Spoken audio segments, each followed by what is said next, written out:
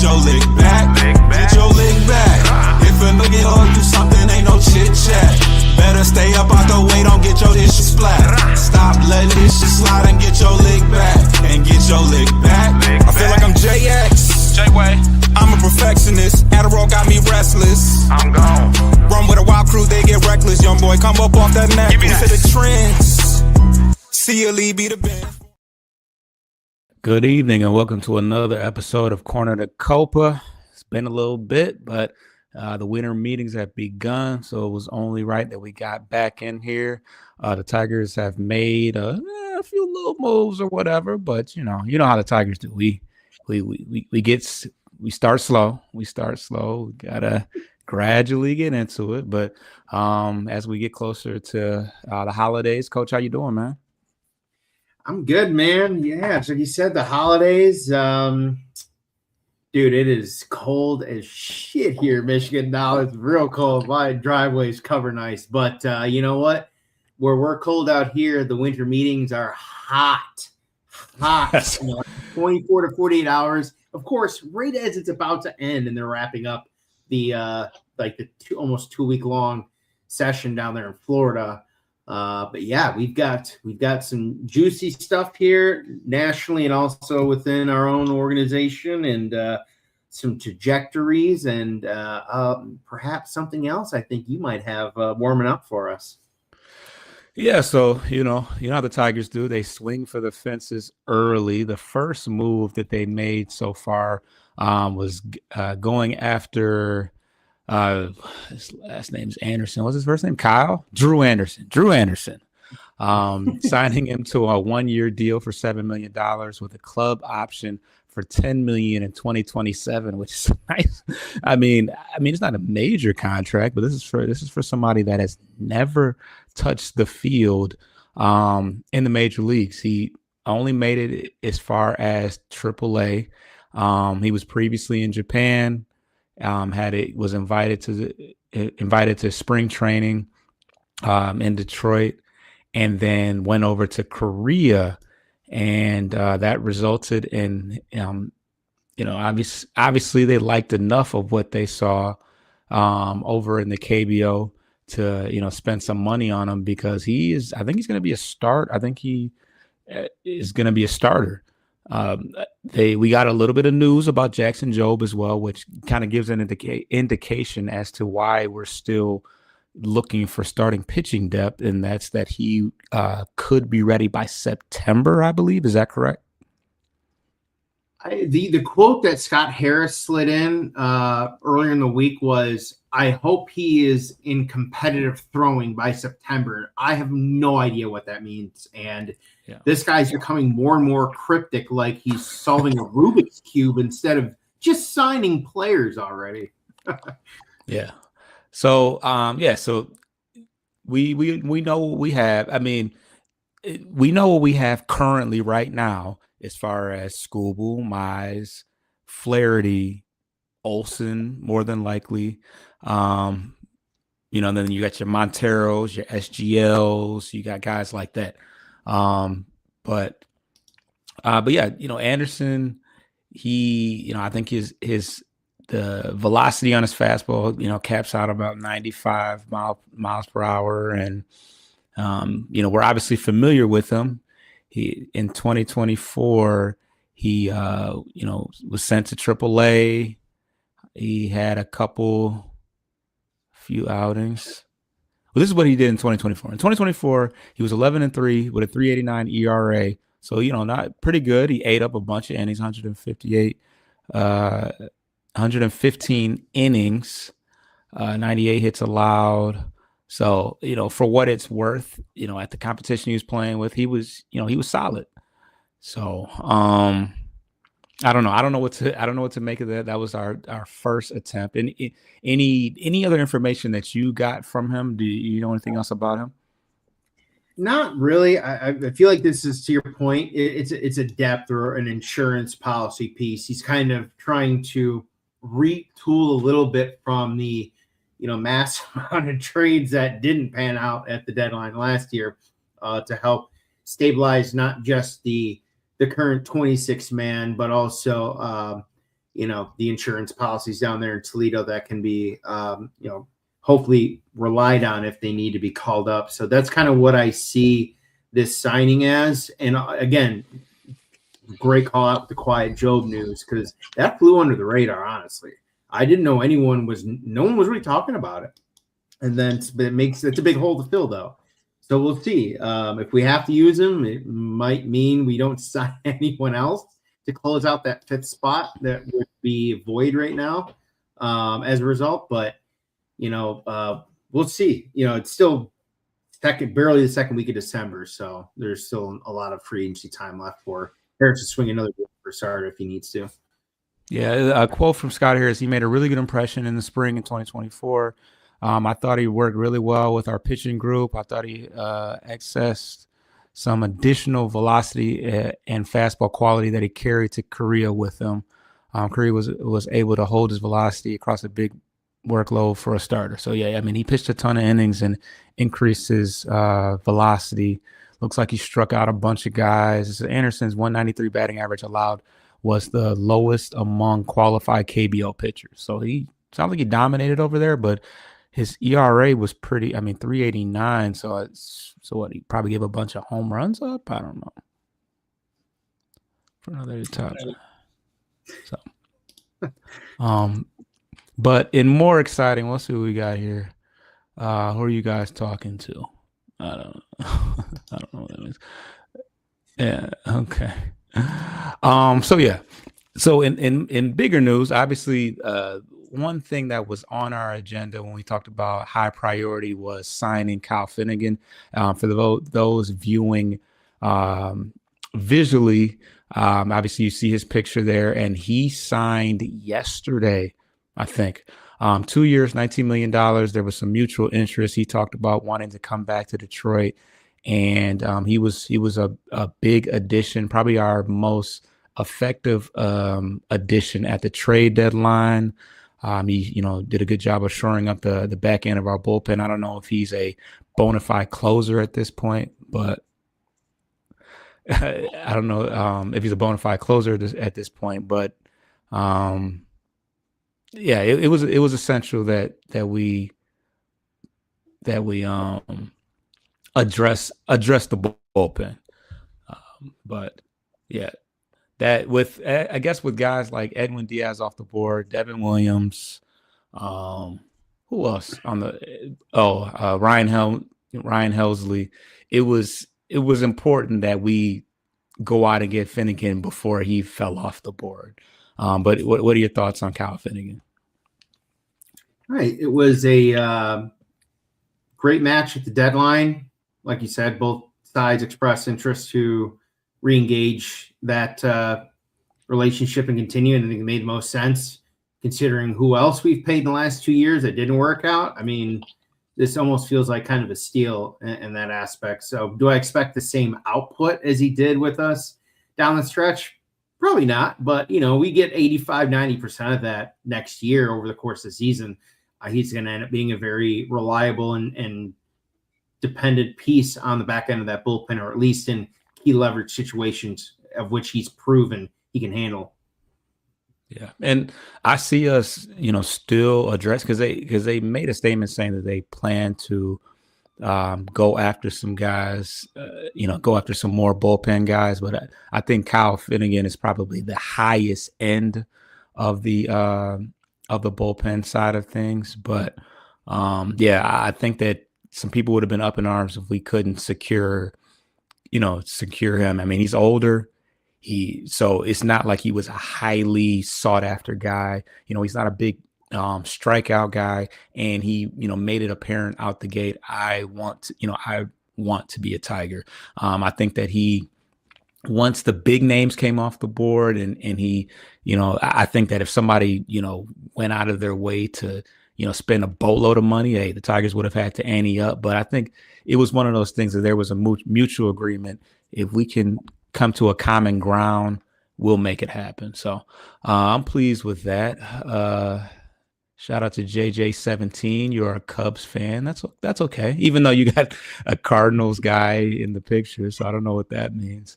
He said they should bring back Jim Leland in the bullpen. The Smoking coach. cigarettes out there, that'd be hilarious. Forget Yeah, trash well, cans. You got chain smoking out there for the signals. right. But yeah, those are the two signings that we have right now. Outside what we've done as far as addressing the starting pitching and the back end of our bullpen, what specific, maybe not a specific player unless you have one in your mind, but what particular position would you like us to address as we currently stand right now with Scooble? Obviously, we've got an ace right now, but Yeah, it's I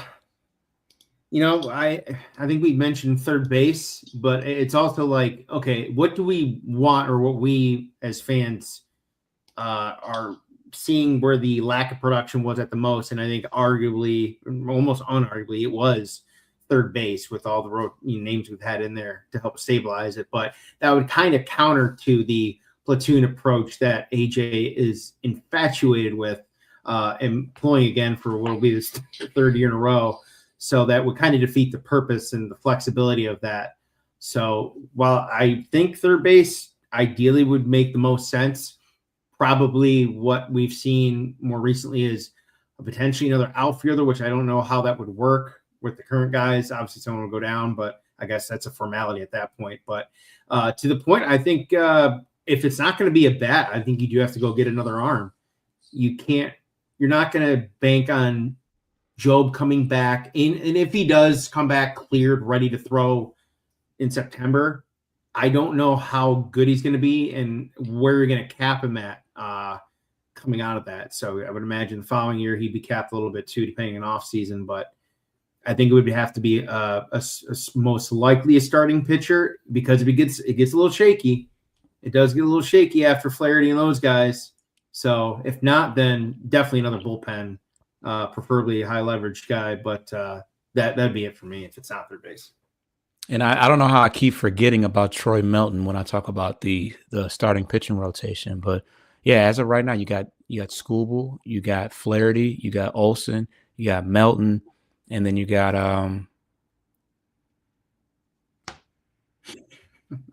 a number of guys that could possibly be starting pitching. Obviously, now you have Anderson, you got Montero.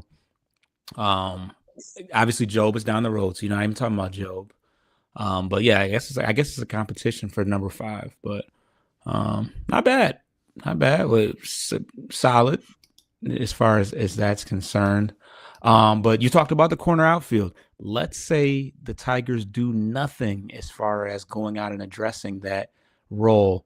So you got Kerry Carpenter, who's probably going to platoon, play some DH, play some corner outfield between Perez, Vierling, Malloy, Jones. Who's how many people do you see being the odd man out, and who do you think that is out of, I'll say it one more time, Jones, Santiago, Jones, Perez, Vierling, and Malloy? Hey, you saw Parker Meadows in there too. Well, right now, Parker Meadows is, I guess you assume. I was more so talking about corner outfield because somebody's got to play center field every day. Our boy is a very big advocate for Javi being the everyday center fielder. I don't know how I feel about that. I don't know how. I don't think that's a good idea. But obviously Vierling. I think Vierling and Perez have the edge because they can play center and corner. That much I do feel like that I know with full certainty, but I'm gonna let you answer. Yeah, I mean, I think we've been pretty adamant about throughout the year that is with JHM and him not getting his fair shots, and Sweeney was always the default call up based on what they had going on with Sweeney not producing really much. That hurt. So Javi's had to split a lot of time between short and center, which came out of nowhere. But I would think it would probably be JHM then if we're going to keep Perez because of his switch hitting ability too. Small sample size, did okay last year overall as a switch hitter. There were definitely some wedge in the splits, that kind of showed us he was favoring one side more, but I think it's JHM. Didn't get the opportunity this year, which is kind of a shame. Offline, I know we've been talking about, I've been kind of adamant about him getting his chance or dealing him because of where he's at in his rookie deal and who else is behind him and the guys in front of him kind of creates that awkward situation for him. But JHM would be my guy. Jones was too good down the stretch. He's a veteran, been around, and I think he helps that locker room too. Yeah, I've said it once, I'll say it again. I think the defense, the lack of defensive versatility and is going to affect him. I mean, he's got to be tearing the cover off the ball if he's going to stay around, which is essentially what Jahmai Jones did. Not a great defender, but he was like a 400. He had a 400 average with runners in scoring position. He destroyed left-handed pitching. So he's going to have to. I mean, he's just going to have to completely tank this spring for anything to change. So yeah, they tried out JHM at first base. Now, now doesn't mean anything because Torque plays every day, and I don't think that he can outplay. I don't think he would have to do a whole lot to, gain the fortune over Torque at this point. So, I still see trade bait. I think any between Perez and Malloy, either one of those guys could be options there. I think they'll try to hold on to Vierling because he can play third base in a pinch. He can play all over the outfield. We're going to get to a break, but I want to read this. David Gerlach, appreciate you for tuning in. I don't think you've been here before. He said, I'd like to see more consistent hitter. He had dudes that either just hit home runs in big moments or strike out in big moments. Better bat all day. Yeah, I mean, that goes all the way down, all the way up to Riley Green, who hit a ton of home runs, but wasn't very clutch. Wenzel struggled. When you say consistent, I just want a guy that can hit for more contact. We had a whole bunch of guys like Torque and Green and Meadows that all had the potential to hit for power, but struck out a boatload. So we need somebody that has better bat to ball skills.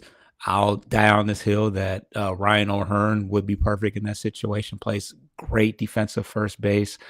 He's another lefty, unfortunately, but he was consistent all year. So let's get to the first break, and then we're going to see what there is to talk about on the other end of that.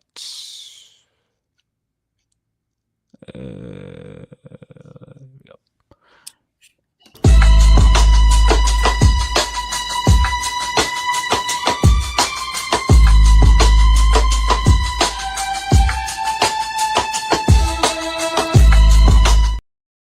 That was actually an ad for my hip hop show, Midwest Ciphers.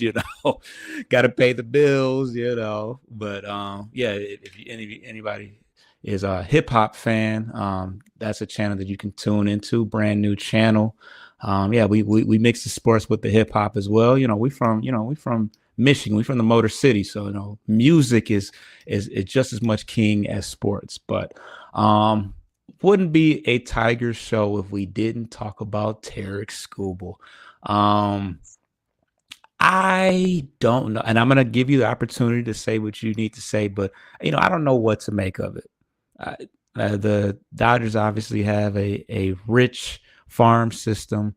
They have a team that they have a front office that's willing to spend money, and there seems to be some smoke. We talked about it a little bit last time.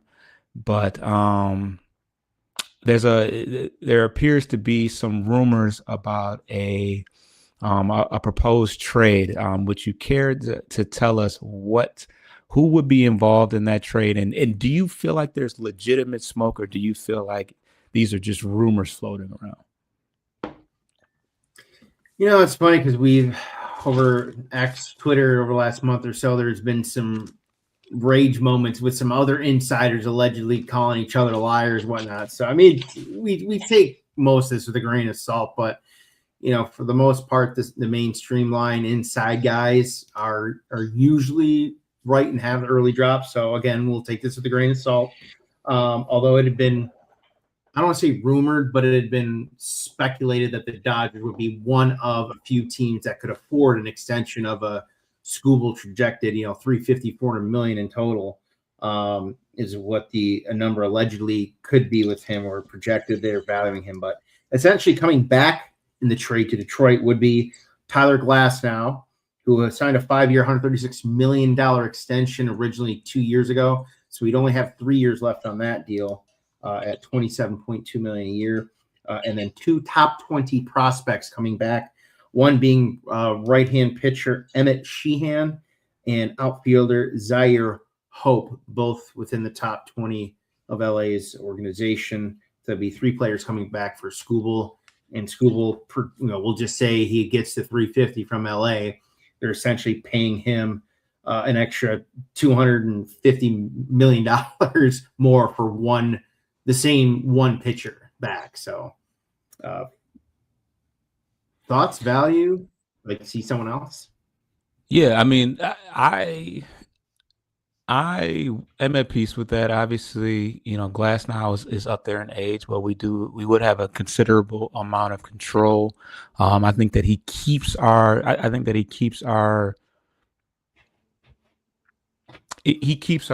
timeline rolling as far as us having a high-end left-handed pitcher for the next couple of years. Whereas if we don't find a deal, we now have to go and scramble and find one. Even though he is getting up there in age. And of course, we would love to have Skubal, who's in the prime of his career and doesn't seem to be slowing down. But in addition to that, Sheehan is another guy. He's a right-handed pitcher. He's got high-end stuff. He's got, a lot of swing and miss in his stuff. And he's 26 years, he's 26 years old. So he's pretty young. We would have quite a bit of control with him as well. So you're getting 2 pitchers. You're getting 2 pitchers for the price of one that's a little bit older, and one that has the potential to be a high end starter for the next year to come, that you can kind of couple with Troy Milton, Jackson Jobe, Casey Mize when we eventually, hopefully, maybe lock him in. He was I don't know. I think the fan base is kind of up in the air about whether their belief in him, but for 14-6 or 14-9, whatever it was last year, he was solid. We got Flaherty for another year. He's a vet. And Olsen, you got a nice little rotation there. You got Glasnow, you got Sheehan, you got Olsen, Flaherty, Job down the line. But in the meantime, you fill in with Montero. You got a nice little. And did I forget Melton again? I don't know. But no. Did I say him? Okay, so yeah, you got a nice pitching. You got a nice pitching staff right there, and then Zaire Hope is a top 20 prospect right now. He's 20 years old. He's got some good raw power. He's a guy. Obviously, we are looking. Scott Harris doesn't want to go out and pay big money and long-term money for any type of bet. So, if you can bolster your farm system with another power bat, you can't lose there. We got a lot of infielders. You got Briseño, you got Lorenzo, you got McGonigal. These are all infielders. You got Hyu Lee, you got Valencia. These are all infielders. The only you got Bryce Renier too. These are all infielders. The only top end outfielder you have is Max Clark, and that's in center field. You don't have any high end corner outfielders right now. So Zaire Hope, and of course, Zaire Hope is I think he's like a top 2 in the Dodgers system. That may be on a no trade list for all we know. But in a perfect world, I'll take it. Because Skubal's not coming back. Glasnow, Sheehan, Zaire Hope, I'll take it. Yeah, I agree. It's a nice little segue. It's a slower transition, or a less harsher transition off of what would be a Skubal extension down the road at that number. Not so much, the timing of it. It's just the number of it, considering what little we're spending.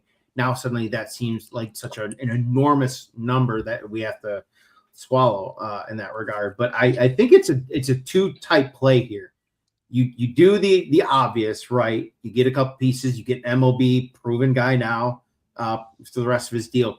But I think what's more important underneath it is him only having 3 more years gives you about 2 years of flexibility when he comes off the books. Now all that money that you would have been dumping into Skubal, guys like Job, Reese Olson are going to be coming around. And to your point too, Casey Mize more immediately, because he only has 1 more year too of team control. And then it'll be unrestricted free agency for him.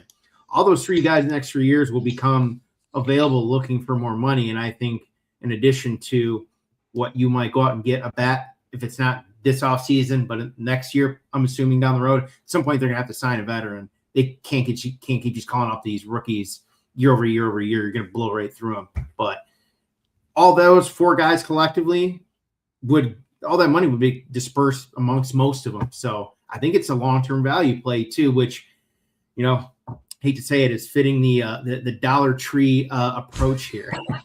Yeah, I mean, obviously the obvious idea is that 2 pitchers is better than 1. Granted, Skubal is, I don't even know what his wins above replacement is, but he kind of accounts for a couple different pitchers because he's just that good. But starting pitchers only pitch 1 every 5 days. So if you get 2 that pitch 1 every 5 days, you win in that regards. But yes, when it's time for guys like Mize, Olson, et cetera, they're going to cost a fraction of what Skubal is. So you're going to have more value as far as that's concerned. And you also have more opportunities for failure because all these guys aren't going to, maybe Olson is always going to be hurt. We don't know. So, if we can manage to, like, maybe Olson doesn't work out, but maybe Melton does, or maybe Job does, but whatever the case may be, if we're not going to be a team that's just constantly spending money, because I don't think the Dodgers worry about failure. If they fail, they'll just cut them and find somebody else. But, teams like us, we have to play the numbers game and stockpile prospects. So yeah, that's the Skubal thing. This may mean nothing. Somebody has already come out and made a report saying that this is that is a nothing burger and not true. But who knows? We know one thing we do know is that if there was ever a team that could afford to trade for him and think that they have the best option to sign him, it's the Dodgers. So we have to take that into consideration. The Mets thing sounds cool. They do have some nice prospects, but it's looking like they don't like to spend money. We'll get to it, but they've already let a couple guys. They already let a couple guys go. Juan Soto being the one guy that they did go out and spend some money on. So the Dodgers seem very realistic, and they have some appealing guys worth looking at. But outside of that, as far as outside of Skubal, Ketel Marte has been in the news, and the Tigers, and they said that the Tigers have put their hat in the ring as an interested party.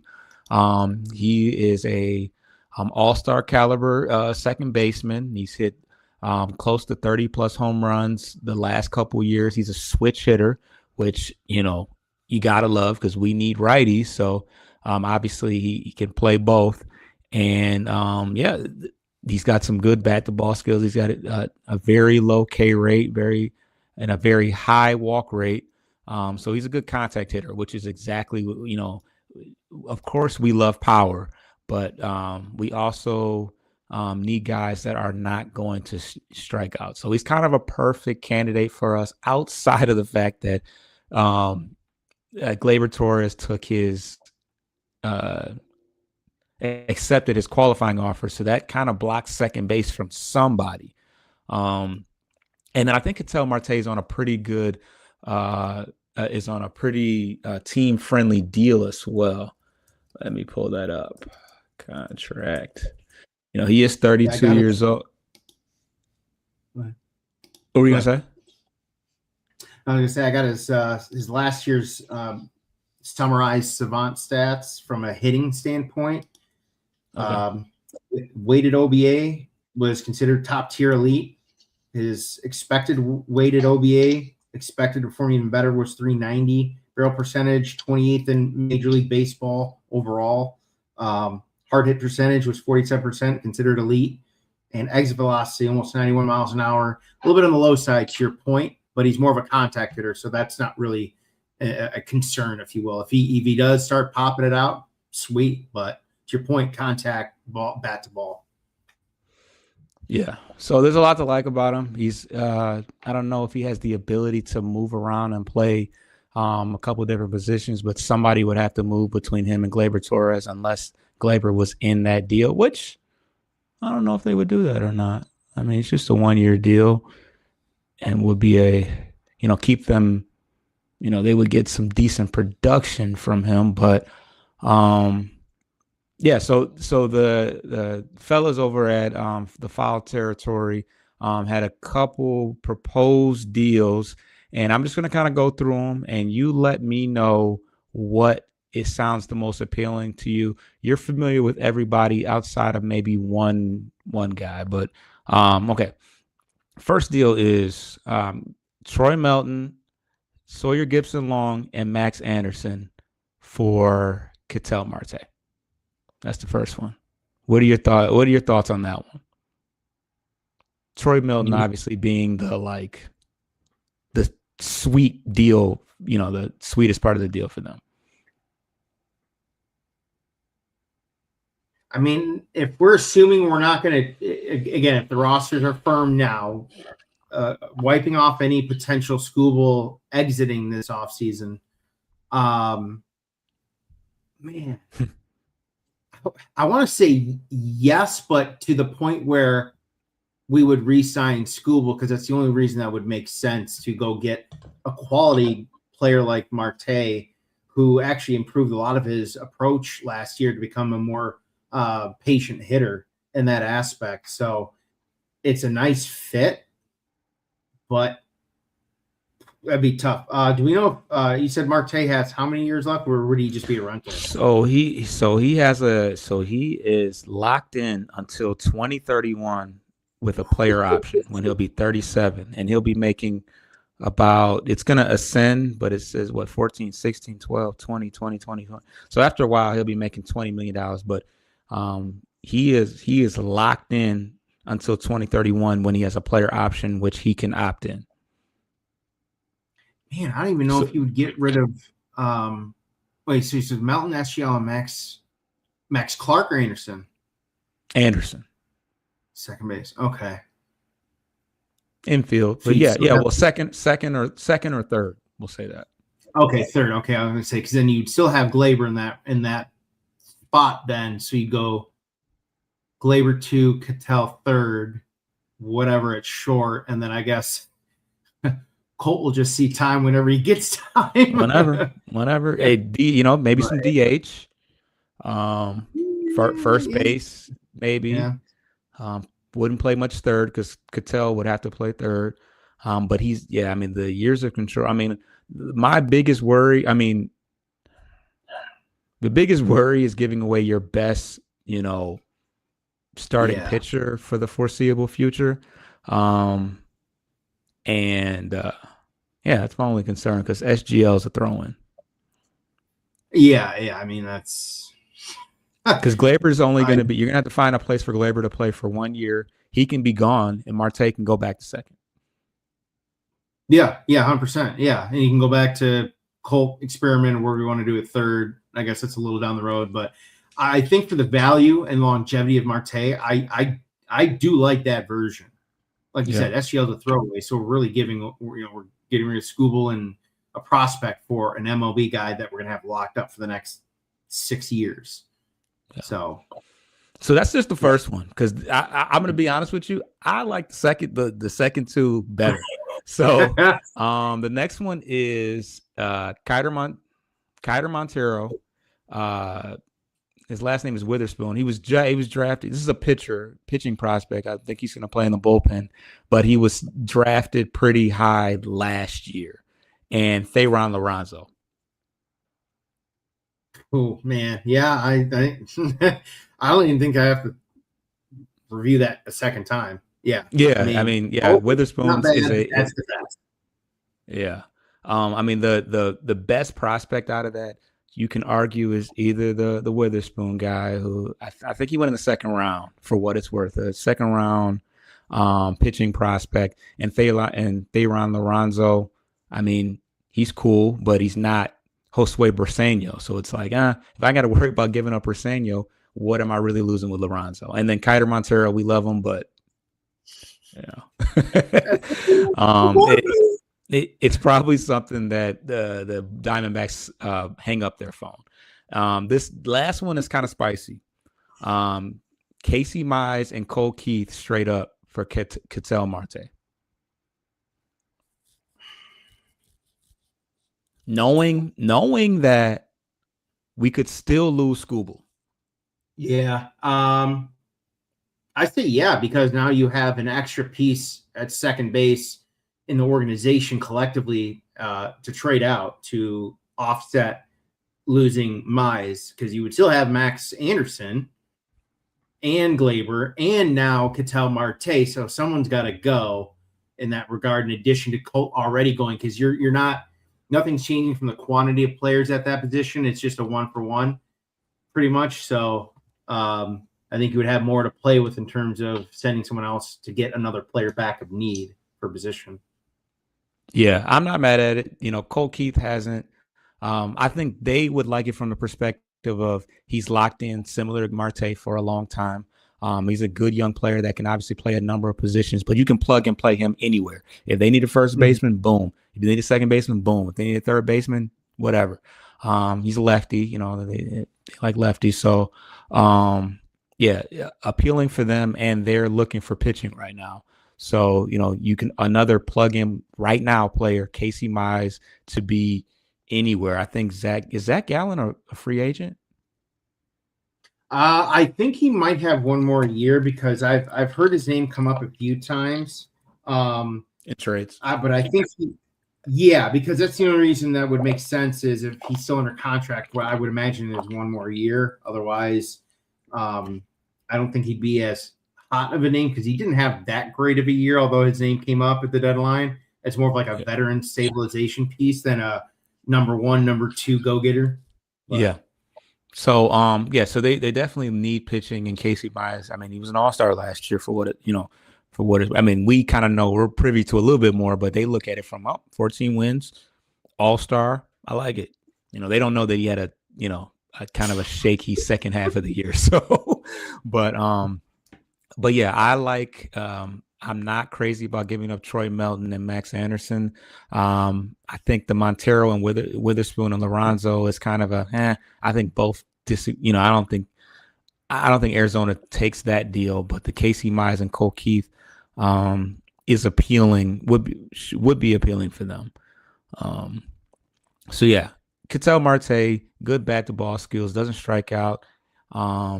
He walks, he's got good power, and he's a switch hitter. That's just about everything we need. He's just older. He's older. He's under control until he's like 37, which is a little bit scary, but would cover our second base for the foreseeable future, because we'll need to find, we know that McGonigal is going to be somewhere on the left side, shortstop, third base. He's going to be one of those moving forward in the future. But Marte would solidify our second base position. So that is what we have as far as, just trade rumors. We're going to get to the next break and then talk about the rest of the league.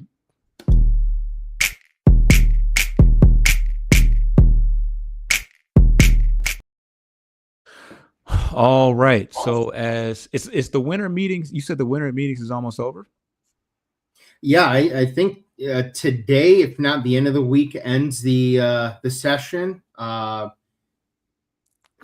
it's coming to a close here soon after like a week of a lot of minor league deals, some back end 40-man stuff.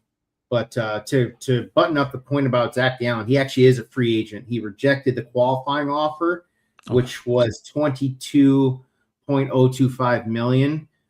So I would essentially assume that he is looking for more AAV than that. So far, it looks like the Braves have offered. Now, whether the numbers were made public or not, it's speculated that they are going to predict give him about 5 years, 135 million on that. But Detroit is on that list of teams interested. And after last year, I don't take any stock in all these reports. Oh, Detroit are linked to this guy, or they've rumored to be in talks with. So is Harris with 100 other people in the offseason. It doesn't mean anything. But the Braves, Tigers, Cubs, Giants, Angels, and Orioles are among the teams allegedly in position best to land him for what that's worth. Gallon, you're saying? Yeah, the number seems to be between 5 and 135 and 6 and 138. Or if he wants to go short end, the projected is somewhere around 2 for 45 with an opt out. So again, back to that issue of, okay, guys past his first major deal, wants many years, isn't going to get it, so we'll just get a higher AAV for shorter years in that aspect. But any thoughts on that before we move on for the rest of the league? Yeah, I don't know. Yeah, when they started talking about Gallon's a name that there hasn't been a whole lot of like major press about, but yeah, when you start seeing people that are interested, it's like I don't know. I'll wait to see when the smoke clears, because there's always a lot of that. But we have started to see some big names move around. Kyle Schwarber has found a home back in Philly. They did show that the Reds made an offer. The Orioles made an offer, which was interesting to me, but less interesting now, considering knowing what we know now about the Baltimore Orioles. But who do you feel like it has made thus far has made the most power moves? Is it Toronto? Is it who do you think is really making moves right now? I think so far the teams you've mentioned and we've talked about, the Dodgers went out and got a high profile, high leverage reliever, and ultimately it was who they're bringing back. I mean, I don't even know if you'd say they're reloaded. They just stayed loaded. If Philly did the news about the Orioles and Schwarber is interesting. Imagine because he was the first domino of the big names bats to fall, which I know we kind of know now, a little bit later in following the sport, that a lot of the big name guys, top 10 guys, will wait for that first guy to sign. So then it stabilizes the market for the rest of those guys that kind of are in that tier group to then start signing. It's kind of how the way it works. But yeah, Schwarber, 5 years, 150 million, 30 a year. Not bad. He'll probably end his career there. He'll be closer to his mid to later 30s. Alonso, 5 years, 155 to Baltimore. Also interesting. I think he's going to end up crushing it in that ballpark. I want to say for a lefty, it's a little bit smaller than the Mets. I could be wrong on that. But New York stays small on both ends. Edwin Diaz to the Dodgers, 3 years, 69 million. It came out that he wanted 5 from the Mets, and they balked at that. So he packed up his bags and headed to the West Coast. After that, the Yankees turned to Devin Williams, signed him 3 years, 51 million. The Mets did after a very tumultuous year with the Yankees last year, which I do believe he lost his role, high leverage role in the bullpen throughout the year. And a little lesser degree signing, but still a veteran guy. Tampa signing Steve Metz, pitcher, 2 years, 15 million. And the only big non-player signing was the Phillies extending their manager Rob Thompson through 2027, just 1 year added on. To note, he's only one of 4 MLB managers in history to start his first 4 years with a new club and make the playoffs in each of those first 4 years. As we were talking offline, that's a pretty incredible stat, but I think it shows baseball in the last 40 years has been a fairly top heavy for a lot of the big market organizations in terms of year over year winning and consistency compared to some of the smaller and mid-market organizations. Yeah. I think the biggest thing that I see, I don't know what happened first, if it was the Helsley signing or the trade for Taylor Ward, but it's pretty obvious that Baltimore is trying to compete in the AL East. Obviously, Toronto came out of the AL. Yeah, Toronto came out of the AL East and got to the World Series, but after a down year from Baltimore, they immediately went out and got a high leverage closer. They traded for a power bat in the corner, and then they went after Pete Alonso. Now, when I saw that they offered, I think what Philly matched what Baltimore offered, right? Yeah, based on the reports, that seems to be the case. If not, they were almost, within, a marginal difference, almost nominal. Yeah. So, I mean, the fact that they offered the same amount of money, he just said, well, I'll just go back to Philly. That's kind of where he wanted to be anyways. But the fact that they took such a big swing at Schwarber let me know that they were willing to spend money. So not surprised from there that they went out and got Alonso. So, that's a hitter ballpark. They already have some good young players like Gunnar Henderson, Holiday. They're hoping to break out. So they're making some moves. They didn't pitch very well. I think they hit for some pretty decent power, but you bring in Taylor Ward and Alonso, that's 30 home runs apiece. 40 plus, I think, from Alonso, pretty close to 40. Yeah. So that's going to be a team that's going to score a ton of runs if they can get some pitching in there or get some guys back off of injury. I think that they're going to try to make a push to make some moves on the Yankees. Who else is in Boston? And of course, that was kind of a loss for Boston because Boston was kind of linked to Pete Alonso as well. So, very interesting developments.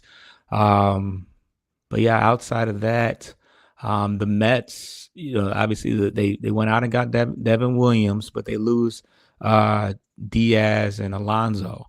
So as I kind of preluded earlier about them not wanting to spend, like you said, Diaz wanted the longer term deal, and it looks like they said that they didn't even extend an offer, an official offer to Pete Alonso. So after because he had a player, did he have a player option going into this year that he turned down? I know he re-signed for 1 year. One of the two, he did basically turn him down, but it was interesting. I don't know why it was noteworthy, but I guess he drove to the winter meetings himself from wherever he's got a house in Florida down there, apparently. But I was like, okay, so he's driving in person. It's 90 minutes out. It seemed weird that was a noteworthy report, but it seemed like, well, too, remember, the Mets traded Brendan Nimmo like last week. Right. They shipped him out. Who plays outfield? He plays outfield, right? I thought he was an infielder. Could be wrong on that, but he was the longest tenured Met left on that team. So I think it was a locker room transition too. They're trying to reshape the culture there with the Mets organization going forward. So a lot of not just big names, but I think fan favorite names too. So that team will look a bit different heading into next year. But to your point about Baltimore and the Yankees, yeah, that AL East is disgusting. There's really no team you can kind of take off hanging the series now. Those teams should be all competitive. And I think, honestly, Boston trading Devers and almost still making the playoffs, I think from a value standpoint, they're going to make out better than Toronto or the Yankees or the Orioles, who are shelling out tens and tens of millions of dollars right now. Yep. So as far as big names left, obviously there's still some out there. Whoever gets Kyle Tucker, that's going to really swing things, whether that's Toronto, Houston. Yeah, well, I've been seeing that. I don't know if that's going to play out, but yeah, possibly Houston. LA, of course, could always be in the workings. But you got Cody Bellinger, who could possibly go back to being a Yankee, or he could go elsewhere. Who else is What are the hot names out there? Because Naylor and Alonso are off the board. You still have Yeah. Suarez out there, right? Eugenio Well, yeah, Suarez. Yeah, so pitching wise, you got both Suarez's. You got Framber Valdez. Yeah, those are the big names. Michael King is still out there. Yeah. So not a lot of big high profile names, but yeah, there's no telling from that point where folks go. But yeah, Tucker and Bellinger being the highest end as far as bats are concerned, and both Suarez guys and Valdez being the big arms. So and then Bregman, can't forget about Bregman because he might go back to Boston. I think he will. There's no other major market club that makes sense right now, and they like him. And I think it's 50-50 Boston and Detroit. What are we going to pay him? $40 million for 1 year? I mean, we gave him his terms for years, and he still took the more money with Boston. I think honestly, he's already made that clear, that decision. I think this is no different. It's going to come down to money, and Frank, let's be honest here. Fenway, Comerica. I mean, if we were spending, sure, it'd be a lure, but go back and play with AJ. His best years. Well, I guess all of his years, but I mean, with all the talks AJ had with Correa 2 years ago and with Bregman last year, I don't think that holds much water at this point. Otherwise, he would have been with us last year. Right. You're right. So I don't think it runs that deep. No. Yeah. What's a World Series worth? I don't know. Apparently, Harris doesn't know the meaning of it. To your point, I know we're kind of running up here in a little bit longer show, but anything you want to comment in terms of Scott Harris's comments that we all looked at each other last week? We're like, the hell is this guy talking about? You know what? I think bat-wise, I don't think we're that far off. We do have, you got Green, you got Carpenter, Torque, but you got some young talent that can possibly pan out. All of them aren't going to pan out, but I think that I think McGonigal can provide us something as far as bat to ball contact guy. I just think that if we could bring in an everyday corner outfielder, I would be content with that and thinking that between the young guys we can be okay. I don't see any decline from a Green, Carpenter, Torque. I think we just need one solidified corner bat, and I would be cool. He said that he plans to build from within the organization, and that's a little disappointing, but just a contact bat, somebody that doesn't strike out 100 times, 100 plus times a year, and I can be content with McGonigal, Anderson, Valencia. I mean, I don't know if any of these guys legitimately can take over right now and be everyday, and be major league players, but I don't think that we're that far. The bigger issue is how we're going to replace Skubal down the road, more so than the bat category. So, yeah. There's only so many big names left right now. Like I said, if it's not Tucker, Bregman, or Bellinger, it's not going to be a big name. It's not going to be a big name regardless. Alonso's off the board now, so that's off the table. Not that was ever on the table. Bichette, if you want to take the big swing and go get Bichette, I'm cool with that. And we can revisit this once he goes to Atlanta or back to Toronto. But that's an option too. But we'll see. I know there's things that you want to say. Get that off. Get that off. No, yeah, it's a great point. We kind of get lost in shuffle after we were, all about him, 2 weeks ago. But now that we've introduced the mock Ketel Marte trades, his terms and his improvement from an offensive standpoint kind of looks a bit better than Bichette, who will end up costing them more on a long-term extension after his rookie deal. So another thing that to keep in mind that I think we can go into further detail on our next show about, including the rotation, because I think there's a lot to unpack there from a departure standpoint when you get back, and then who you have internally in the organization that you can hope you can count on. But to your point about the other prospects and non-pitching guys, I think the one thing we need to remind everyone is like, hey, we're not expecting these guys to come in and play Jesus Christ, Lord, our Savior, and fix all the problems that the offense has had in that aspect. There's going to be some learning curve, some bumps. There usually are when these kids get to the major league level. Jackson Holliday didn't have a great showing, and it looked like people wanted to jettison him at the end of the year, and the dude barely played half of an MLB season.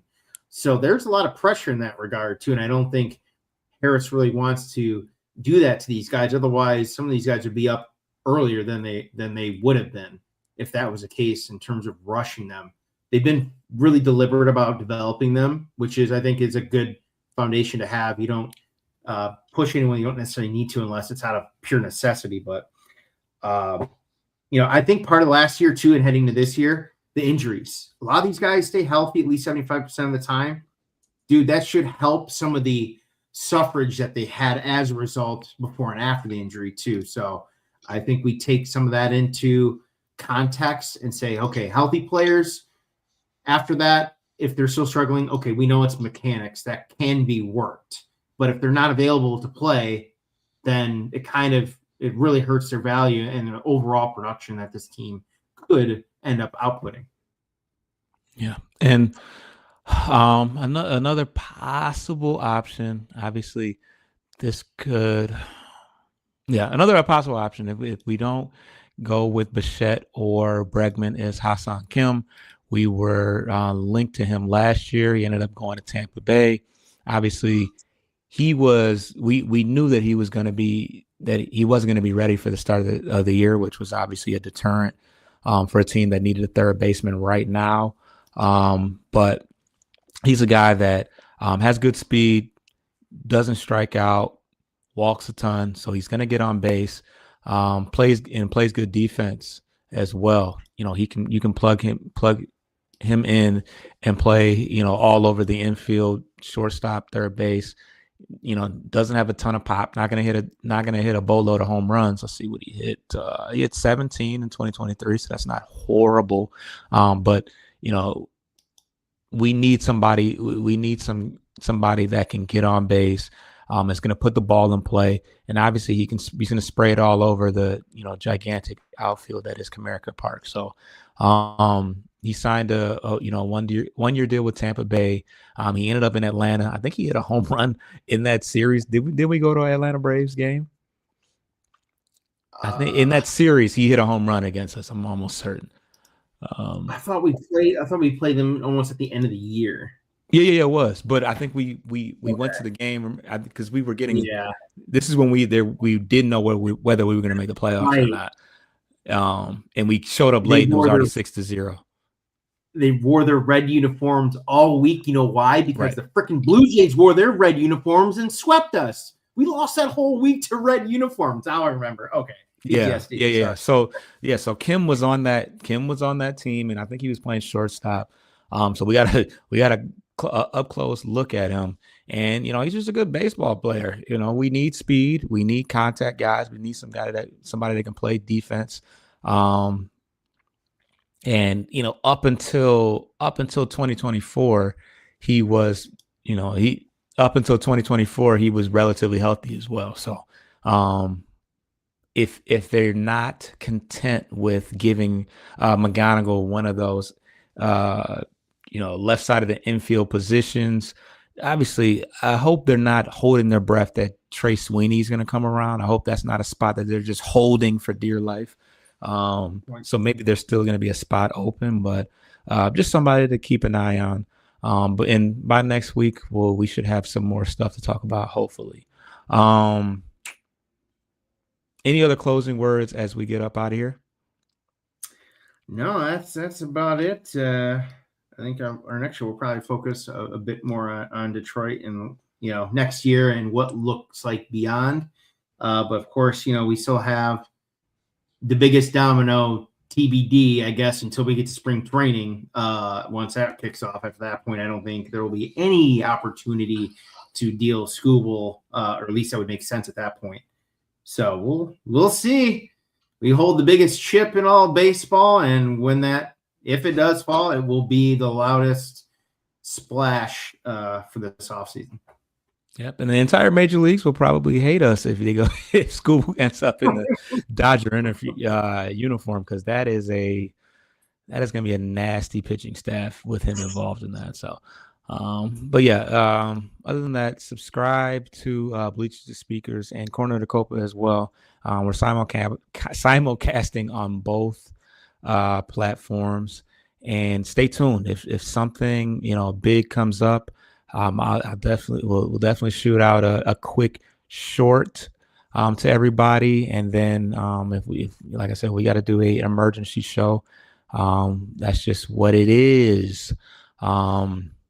Stay tuned. We'll be back sometime next week, Sunday, maybe. We'll see. But see you soon. Peace.